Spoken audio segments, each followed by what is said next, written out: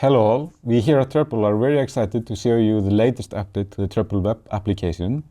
This is a quality of life update that improves the way of creating and working with a group of sources and receivers dramatically. So let's dive right in. So what I'll show you now to begin with is that we added the option to create surface receivers directly from layers a few weeks back. You can do that either from this drop down here or by selecting any surface in the viewport, as I'm doing right now. And this will create a surface receiver that follows the outline of this surface. You can then set the coarseness of it within this context menu here and change the offset from the selected surface. After you've created it, you can edit these settings in the side panel here. And you will also notice this new settings menu here in the bottom of the viewport, where you can multiply the receiver, i.e. copy it, or transform it, which means that you can move it or rotate it. When it comes to the creation of sources, we have overhauled it completely. When you create a new source, you can now use the arrow here to create a source with additional settings. Those settings are the ability to offset them from a surface. So you can take a new source here. Let's say I want to offset it 1 meter from the back wall here and 1 meter from the side wall. I can do so.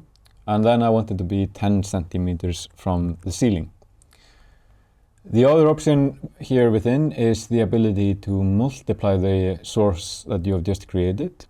So I want a row of sources extending all throughout the length of this corridor.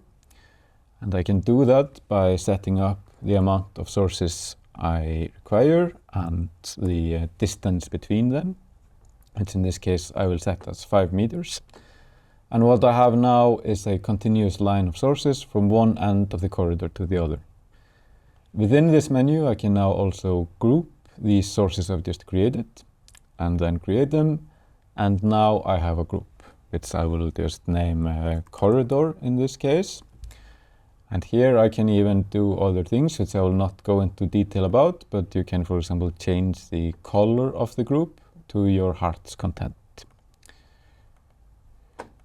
So what I want to do now is I want to add another row of speakers on the other end of the corridor. So I can now select the whole group in one click. I will multiply my selection. So I will open up this menu here. I will create one additional row of sources that's predefined. I want them to be 4 meters from the previous line. So I input 4 along the y-axis, and I don't want them to be offset along the x-axis.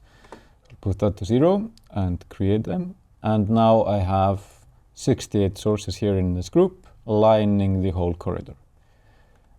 By default, these are omnidirectional sound sources, so in this case I want to change that to ceiling speakers. I select the source definition menu, and write ceiling.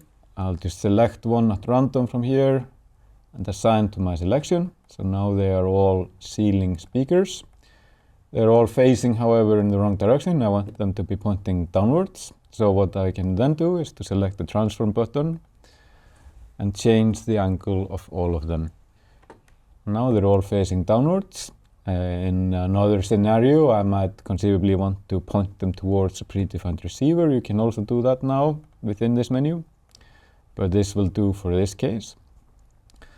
So now I have sources lined up along the corridor just as I wanted. And this will conclude this very brief tutorial. This is skimming the tip of the iceberg here.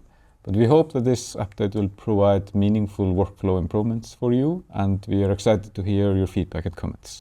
And if you're not currently a user of Treble, know that you can try Treble for free using the free trial form on our website.